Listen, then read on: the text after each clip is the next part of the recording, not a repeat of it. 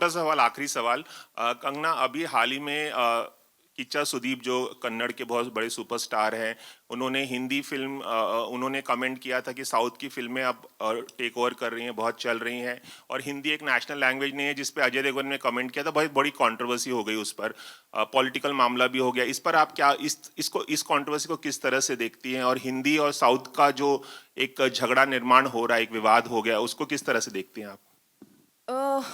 There is no, अगर आप चाहते हैं कि आपको मैं एक डायरेक्ट आंसर दे दूं, there is no direct answer to this, जबकि आप मेरी स्टेटमेंट से निकाल लेंगे एक डायरेक्ट आंसर खुद ही। But if you can give me 2 minutes, then I can give you my thoughts on this subject. You know, तो हमारा जो भी हमारा सिस्टम है, सोसाइटी है, उसमें of course we are a country of lot of diversity और languages and cultures, you know, and हर एक का एक जन्मसिद्ध अधिकार है कि वो अपने, चाहे मैं पहाड़ी हूँ, मैं अपने कल्चर पे, अपनी लैंग्वेज पे गर्व महसूस करूँ। लेकिन हमारा जैसे देश है, to make it one unit, हमें कोई तो थ्रेड चाहिए ना, to run through it, right? अगर हमें कॉन्स्टिट्यूशन को कहा जाए, अगर हमें कॉन्स्टिट्यूशन का सम्मान करना है, तो जब इन लोगों ने बनाई तो हिंदी को राष्ट्रभाषा बनाया। अब जब आप कहते हैं कि मुझे as Tamil is actually older than Hindi, लेकिन उससे भी ओल्डर है संस्कृत। अगर आप मुझसे मेरा बयान पूछना चाहते हैं, तो I think the national language should be Sanskrit, क्योंकि कन्नड़ा से तमिल से लेके गुजराती से लेके हिंदी सब उसी के से आई हुई हैं। तो संस्कृत को ना लेके हिंदी को क्यों बनाया, उसका जवाब मेरे पास नहीं है, राइट? वो उस टाइम के लिए हुए डिसीजंस हैं।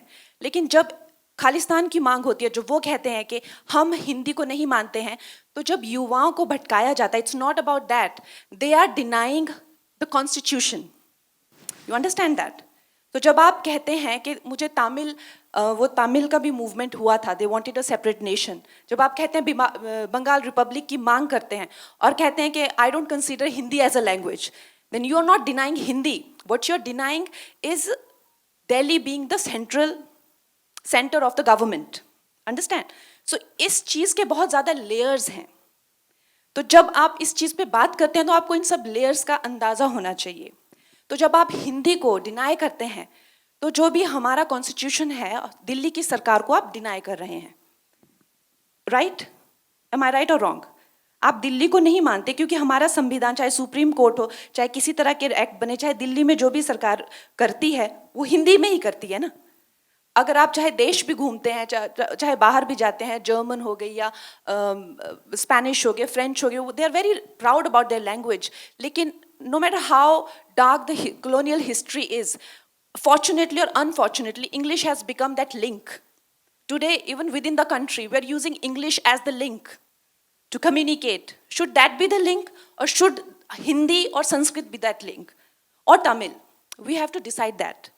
We have to take that call. So, keeping all these in mind, a decisive call should be taken. As of now, Hindi संविधान में हिंदी राष्ट्रभाषा है। तो जो अजय देवगन जी ने कहा कि हिंदी राष्ट्रभाषा है, तो उन्होंने वो गलत नहीं कहा। अगर आप मेरी पूरी बात का निचोड़ सिर्फ यही सुनेंगे, तो वो आपकी कमी है। लेकिन अगर कोई ये कहता है कि Kannada is older than Hindi and so is Tamil, तो वो भी गलत नहीं कह रहे हैं। अगर मेरे हाथ में होगा, तो I think Sanskrit is the legitimate language, जिसके से जर्मन भी आई हुई है, इंग्लिश, फ्रेंच, सब संस्कृत से स्टेम आउट हुए हैं। Why don't we have Sanskrit as the national language? Why it is not mandatory in schools? I don't know that.